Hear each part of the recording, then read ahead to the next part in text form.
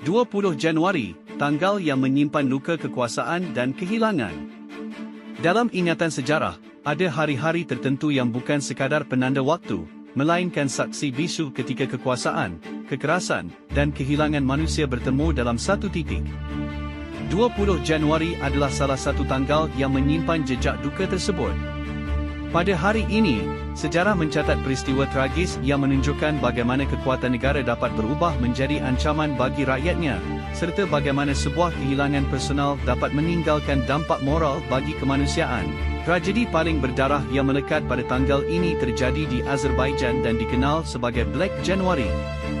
Pada 19-20 Januari 1990, pasukan militer Uni Soviet memasuki ibu kota Baku dan sejumlah wilayah lain untuk menumpas gelombang protes nasionalis yang menuntut kemerdekaan. Operasi militer itu berlangsung brutal. Pasukan bersenjata menembaki warga sipil tak bersenjata, termasuk perempuan dan anak-anak, yang turun ke jalan menyuarakan hak menentukan nasib sendiri.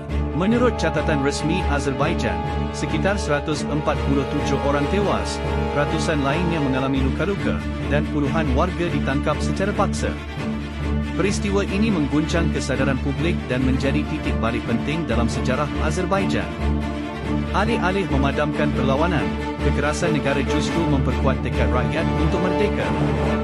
Kini, 20 Januari diperingati sebagai Hari Berkabung Nasional, dan sebuah monumen khusus berdiri di Baku untuk mengenang para korban Black January. Selain tragedi berdarah berskala nasional, 20 Januari 2019 juga menandai sebuah kehilangan bagi dunia pemikiran dan kebebasan berekspresi di Indonesia.